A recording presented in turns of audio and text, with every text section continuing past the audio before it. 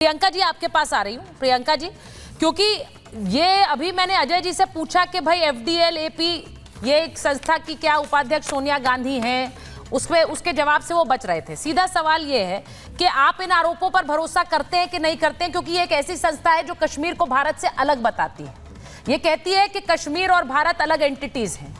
अब इसकी एक उपाध्यक्ष एक देश की बड़ी नेत्री हैं और वो ऐसे समय में वहां जिस संस्था से फंडिंग आ रही है, सवाल उठेगा, ये वाजिब सवाल है या बेकार सवाल है? प्रियंका जी।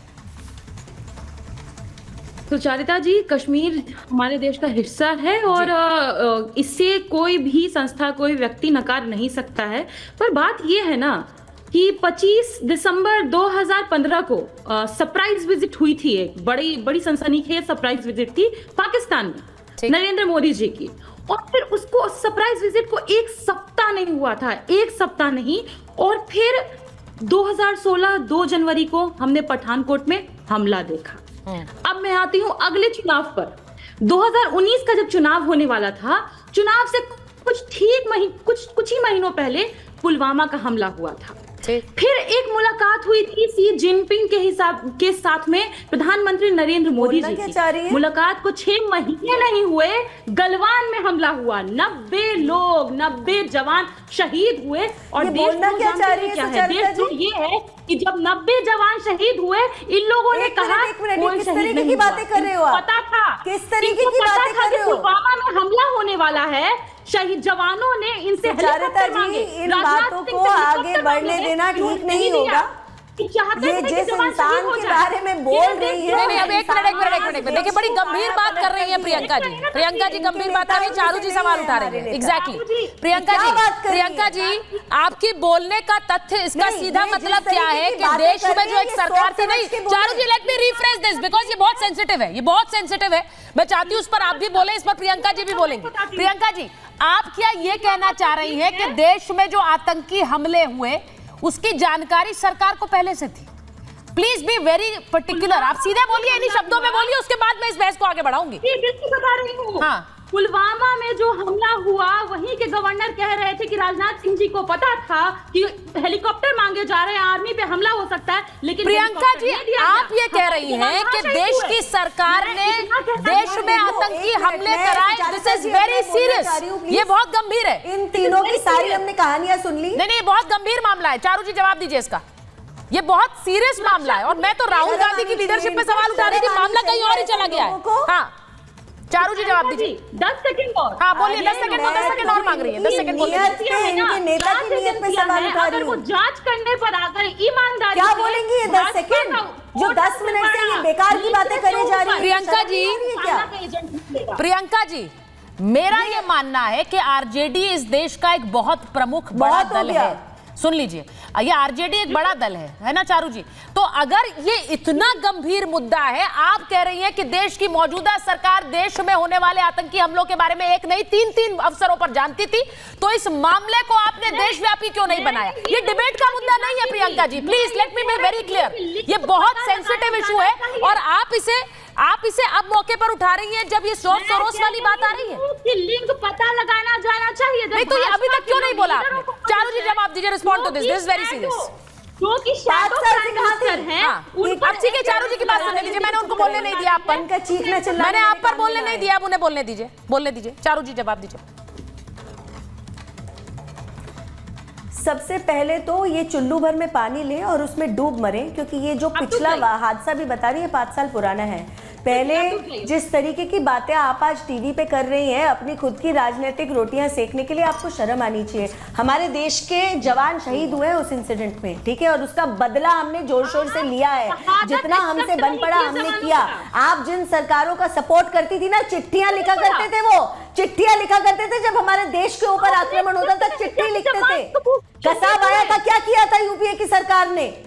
अच्छा, लेकिन आप एक चीज देखिए सुचारिता जी, इन तीनों की बातें मैं आपको बताना चाहती हूँ। अनुराग भदौरिया जी से आपने साफ सवाल पूछा क्या सपा और कांग्रेस एक साथ है, उन्होंने जवाब नहीं दिया, यहाँ वहां में घुमा दिया। आपने सीधा सवाल अजय वर्मा जी से पूछा कि एफडीएल-एपी की उपाध्यक्ष क्या सोनिया गांधी है, उन्होंने हाँ ना का कुछ भी जवाब नहीं दिया, इधर से उधर घुमा दिया। और ये आपकी लेटेस्ट आरजेडी की प्रवक्ता, इनको तो मैं क्या ही बोलूं, मतलब इस देश में ये रह रही है, इनका सौभाग्य, और फिर ऐसी बातें करती है। मुद्दे पर इनमें से कोई भी कुछ भी बोलना चाहता ही नहीं है, क्योंकि सच्चाई है, इनके पास जवाब नहीं है। जो आज कह रहे हैं कि सोरोस किसी के इमेजिनेशन का हिस्सा है, मैं उनसे पूछना चाहती हूं, उनके खुद के पार्टी के नेता शशि थरूर ने कहा सोरोस हमारा दोस्त है, उसके ऊपर टिप्पणी करी है ना। अजय जी बताइए, शशि थरूर ने तो इंटरव्यू देके कहा है ना कि जॉर्ज सोरोस हमारा दोस्त है, भूल गए आप? ऐसा कैसे होता है कि जॉर्ज सोरोस के उठाए हुए हर एक मुद्दे के ऊपर और उनके केवल उठाए जाने के बाद उस मुद्दे के ऊपर आप संसद में हंगामा करते हो? एक एक करके मैं आपको कितने भी इंस्टेंसेस गिना दूं, चाहे वो कोवैक्सीन की बात हो, देश की गरिमा को हर बार नीचे गिराने की बात हो, जैसे ही सोरोस आपको बोलते हैं आप जवाब देते हो।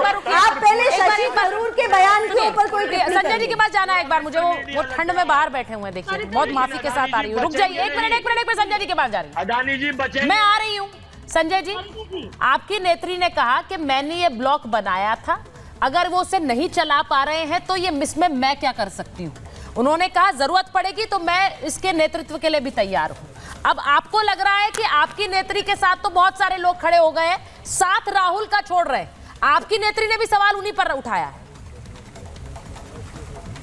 संजय जी देखिए, अनरप्टेड हमको बोलने दीजिएगा प्लीज, जी बोलिए, मत टूकिएगा। बोलिए। देखिए, हम इस पॉलिटिक्स नहीं करते हैं जो आप दिल्ली में आप कनॉट प्लेस में एयर इंडिया से रीगल तक देखिएगा, भूटिया लोग जो भूटान से आते हैं सर्दी का मौसम में स्वेटर बेचते हैं, और फिर जैसे भी फरवरी होता है वो लोग चला जाता है, फिर गर्मी आता है तो कॉटन की जरूरत पड़ता है, ध्यान नहीं रहता है, फिर बरसात आता है तो छतरी का जरूरत पड़ता है। जरूरत में हम इस ढंग से राजनीति करते हैं, स्वेटर के साथ में भी हिस्सा रहेंगे, कॉटन को साथ में भी रहेंगे, अम्ब्रेला को साथ में भी रहेंगे, सबों को साथ में हमको रह के राजनीति करना है।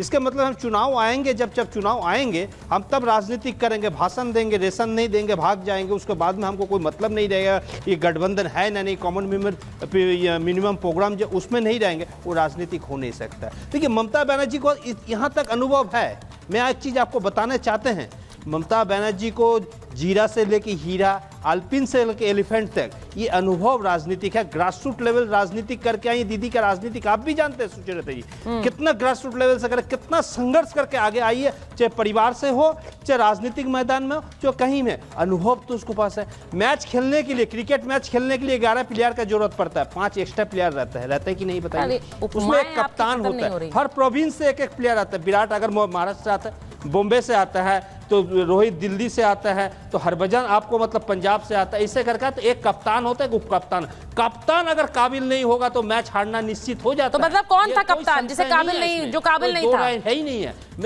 कौन सा नाकाबिल कप्तान कौन सा था भाई?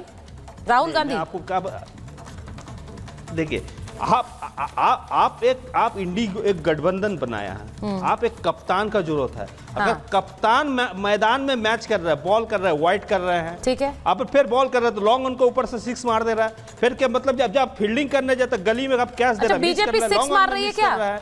बीजेपी 6 मार रही है और दूसरी साइड में जो कैप्टन है वो संभाल नहीं पा रहा है, टीम को हरा रहा है। आपने उपाय बड़ी दी, आपने टोपी से शुरुआत की, छतरी पर आ गए, उसके बाद आप ठंड की बात कर रहे हैं, बहुत सारी उपमाएं आप दे रहे हैं। नहीं, एक मिनट, अब उस जिस ठंड में आप बैठे हुए हैं, नहीं, आपके पीछे मुझे राष्ट्रपति भवन भी नजर आ रहा है। मैं सिर्फ ये पूछूंगी कि ये आपने जो बात कही है, ये टीएमसी के नेता खुलकर कह रहे हैं। अनुराग जी, जो टीएमसी के नेता हैं, सांसद हैं, वो कह रहे हैं स्ट्राइक रेट देख लो कांग्रेस का 10% है, हमारा 70% है। वही आपके नेता कह रहे हैं कि भाई वो हारते जा रहे हैं चुनाव दर चुनाव। बोल दीजिए। मेरा सवाल सिर्फ ये है कि ऐसे समय में ये सोरोस वाले आरोप और भारी पड़ेंगे राहुल गांधी और कांग्रेस पर। अनुराग जी, लिखा हुआ एजेंडा है। देखिए, मैंने पहले सुचारिता जी बोला था आपको, सुचारिता जी मैंने पहले आपको बोला था, संजय जी एक मिनट, इंडिया गठबंधन मजबूत दलों का है, सबको अपनी अपनी बात कहने का पूरा अधिकार है, ठीक है, सब अपनी अपनी बात कहेंगे, जिसकी जो कमी है वो भी गिनाएंगे, जिसकी जो अच्छाई वो भी गिनाएंगे, ये हम कह सकते हैं आपस में। लेकिन क्या है एनडीए गठबंधन में ऐसी बातें हो सकती है? नहीं हो सकती। आप देखिए इंडिया गठबंधन में कितना लोकतंत्र है, लोकतांत्रिक तरीके से लोग अपनी बात कह रहे हैं ना। अगर किसी को किसी पे किसी की शिकायत हो तो अपनी शिकायत खुल के कर रहे हैं। आप अडानी और वाले खुले मन से विरोध कर रहे हैं। प्रदर्शन में और साथ खुले क्यों मन नहीं से खड़े दूसरे हुए की आज? शिकायत सुनी जा रही है। लेकिन सुन तो लीजिए, मैं आप वही उस तो कह रहा हूं प्रदर्शन ना। में साथ मैंने क्यों नहीं आपसे खड़े क्या हुए? बोला? आपके नेता ने कहा ये मुद्दा नहीं है हमारा। अरे मेरी बात तो सुन लीजिए, मैं कह रहा हाँ, बोलिए। मेरी बात सुन लीजिए जो मैं आपसे कह रहा हूं। मैंने आपसे क्या बोला?